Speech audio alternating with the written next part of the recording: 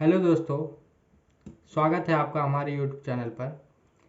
आज हम बात करेंगे सिंधु घाटी सभ्यता के बारे में। Indus valley civilisation. सिंधु सभ्यता नाम जॉन मार्शल ने दिया था। जॉन मार्शल ने ही इसकी खोज की थी। तो अब हम बात करते हैं इसके टाइमिंग के बारे में। सिंधु सभ्यता का टाइमिंग के बारे में अनेक मतभेद हैं। कुछ विद्वान इसकी टाइमिंग के बारे में बताते हैं कि ये 2500 बीसी से 1750 बीसी तक था, तो कुछ 2300 बीसी से 1750 बीसी मानते हैं। लेकिन आप सबको 2500 बीसी से 1750 बीसी तक की टाइमिंग को ही रेफरेंस देना है। अब हम बात करते हैं इसके एरिया के बारे में। इसका जो क्षेत्रफल था वो 12,99,600 किलोमीटर स्क्वायर था। यह जो सभ्यता है यह विश्व की सबसे बड़ी सभ्यता में से एक है। इसके समकालीन सभ्यता 3 थी, जो हैं मेसोपोटामिया की सभ्यता। मेसोपोटामिया अर्थात आज इसको हम इराक के नाम से जानते हैं। यह दजला फरात नदी के किनारे था। तथा चीन की सभ्यता जो हांगहो नदी के किनारे स्थित था, तथा मिस्र की सभ्यता जो नील नदी के किनारे स्थित था। अब हम बात करते हैं सिंधु घाटी सभ्यता के एक्सपेंशन के बारे में, अर्थात यह किन किन क्षेत्रों में फैला था, इसके विस्तार के बारे में बात करते हैं। इसका जो उत्तरी विस्तार था वो जम्मू कश्मीर के मांदा स्थान तक था, जो चिनाब नदी के किनारे था, तथा इसका दक्षिणी विस्तार महाराष्ट्र के दाइमाबाद तक था, जो प्रवरा नदी के किनारे स्थित है। अब हम बात करते हैं इसके पूर्व तथा पश्चिम विस्तार की।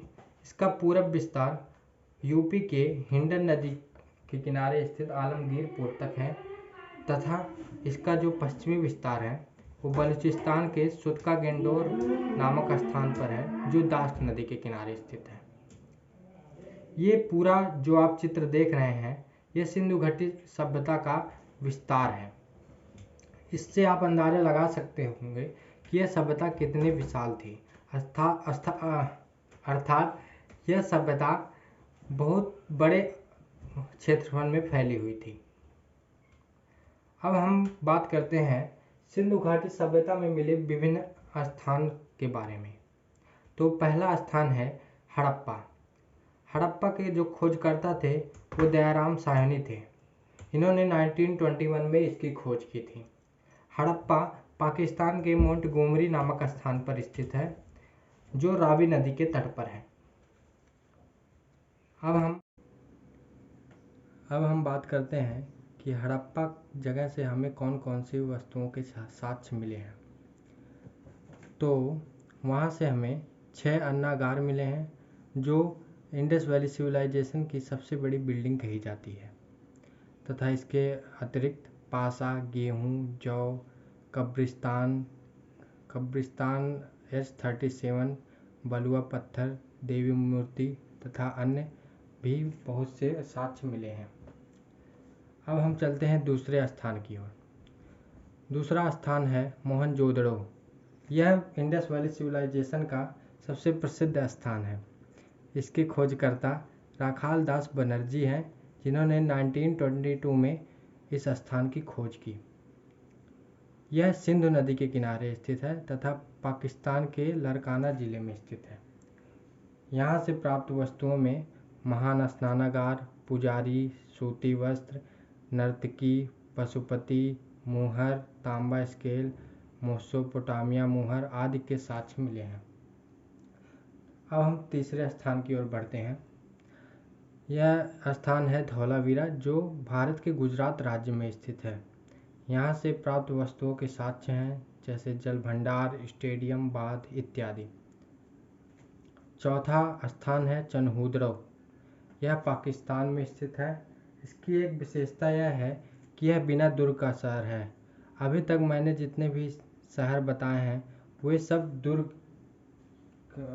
दुर्ग से बंधे हुए थे, बट ये चनहूदड़ो शहर बिना दुर्ग का शहर माना जाता है। यहाँ से प्राप्त वस्तुओं के साक्ष्य में लिपस्टिक तथा महिलाओं से संबंधित वस्तुएं और अलंकृत ईंट हैं। अब हम बात करते हैं लोथल की। लोथल को बंदरगाह तथा मैनचेस्टर के रूप में माना जाता है। यह भारत के गुजरात राज्य में स्थित है। यहाँ से हमें धान की भूसी, अग्निवेदी, घोड़े तथा मिट्टी के बर्तन के साक्ष्य मिलते हैं।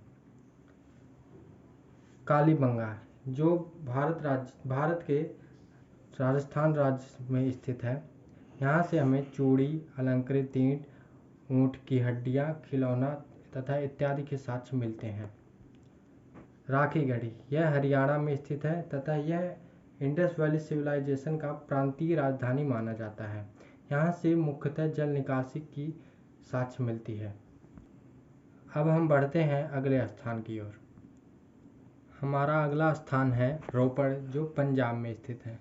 यहाँ से हमें एक विशेष प्रकार की व्यवस्था का साक्ष्य मिलता है, जिसमें मनुष्य, कुत्ते तथा कुल्हाड़ी को एक साथ दफनाए जाने के साक्ष्य मिले हैं।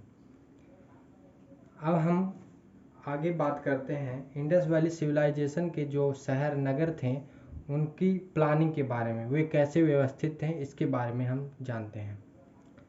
तो ये जो नगर थे ये जालीनुमा तथा शतरंजी व्यवस्था पर आधारित शहर थे। ये दो भागों में बटे हुए थे, ऊपरी भाग तथा निचली भाग। ऊपरी भाग को हम सीटाडेल के नाम से जानते हैं तथा निचली भाग को हम निचली दुर्ग के नाम से जानते हैं। ऊपरी भाग अर्थात वो ऊंचाई पे स्थित थे तथा निचली भाग वे कम ऊंचाई पे स्थित थे। सीटाडेल में शासक वर्ग रहते थे जो उस शहर पे शासन करते थे तथा निचली दुर्ग में आम लोग रहते थे, जैसे नाविक, मजदूर, किसान इत्यादि। एक शहर ऐसा भी था जो इसके एक्सेप्शन के रूप में माना जाता है, अर्थात उसमें दो भाग के अतिरिक्त एक भाग और था जिसको हम मध्य भाग कहते हैं। इस मध्य भाग में आम लोगों से ऊपर तथा शासक वर्ग से नीचे आने वाली श्रेणी के लोग रहते थे, जैसे कुलीन वर्ग। चनहूदड़ों को बिना दुर्ग का शहर माना जाता है, ये आप लोग जानते हैं। अब हम बात करते हैं इंडस वैली सिविलाइजेशन के फैक्ट के बारे में। इंडस वैली सिविलाइजेशन में शवों को उत्तर दक्षिण की दिशा में दफनाया जाता था। ये लोग चित्रात्मक लिपि का प्रयोग करते थे तथा इस लिपि को ब्रूस्टोफ्रेडन कहते हैं। इस लिपि में पहली लाइन बाएं से दाएं तथा दूसरी लाइन दाएं से बाएं की तरफ लिखी जाती थी। इसी प्रकार पूरा लिखा जाता था। अब हम बात करते हैं स्वास्तिक चिन्ह। हिंदू धर्म में स्वास्तिक चिन्ह का विशेष महत्व है। इसका पहला साक्ष्य मोहनजोदड़ो से मिलता है।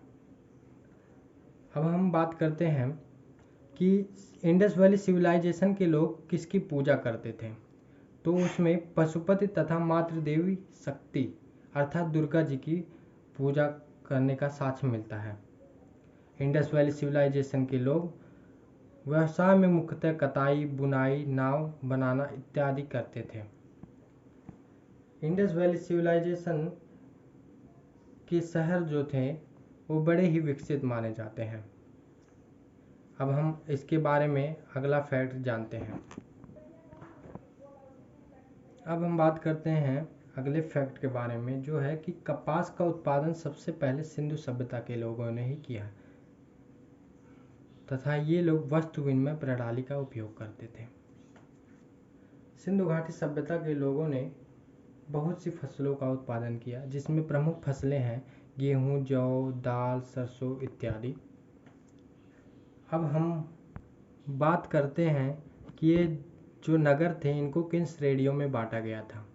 तो इन नगरों को 3 श्रेणियों में बांटा गया है: औद्योगिक नगर, बंदरगाह नगर तथा राजधानी नगर। औद्योगिक नगर में चनहूदड़ो तथा लोथल को रखा गया है तथा बंदरगाह नगर में लोथल और धौलावीरा को रखा गया है और राजधानी नगर में हड़प्पा और मोहनजोदड़ो को रखा गया है। और इसके बारे में एक और फैक्ट आता है कि सबसे इंडस वैली सिविलाइजेशन का सबसे बड़ा स्थान जो है वो मोहनजोदड़ो को माना जाता है, लेकिन अगर बात की जाए भारत में इसका सबसे बड़ा स्थान तो उसको धौलावीरा तथा अगर दूसरे स्थान पर कहा जाए तो राखीगढ़ी को माना जाता है। कई इतिहासकारों को मानना है कि इंडस वैली सिविलाइजेशन का अन्य नाम है कांस्ययुगीन सभ्यता तथा आद्य ऐतिहासिक सभ्यता, इसको इन नामों से भी जाना जाता है।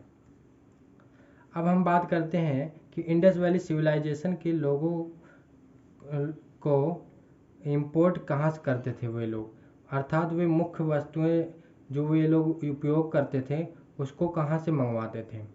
तो इसमें सोना जो है वो ईरान, अफ़गानिस्तान तथा कर्नाटक से इंपोर्ट करवाते थे, तथा चांदी ईरान तथा अफ़गानिस्तान से, और तांबा की बात की जाए तो राजस्थान के खेतरी से इंपोर्ट करवाते थे। अब हम इसके लास्ट टॉपिक के बारे में बात करते हैं, जो है कि इंडस वैली सिविलाइजेशन इतनी विकसित होने के बावजूद इसके पतन का कारण क्या था, आखिर एक समाप्त कैसे हो गया। तो इसमें मुख्य दो कारण हैं कि यहाँ जलवायु परिवर्तन हो गया था तथा लोग यहाँ से पलायन करने लगे। अब पलायन का मतलब होता है कि रोजगार तथा अन्य के प्रभाव के कारण वे लोग एक स्थान से दूसरे स्थान में जाने लगते हैं। जैसे आजकल हम जानते हैं कि गांव के लोग शहर की ओर जाते हैं, इसी को पलायन करते हैं। तो दोस्तों, यदि आपको ये वीडियो पसंद आया हो तो हमारे चैनल को सब्सक्राइब करें।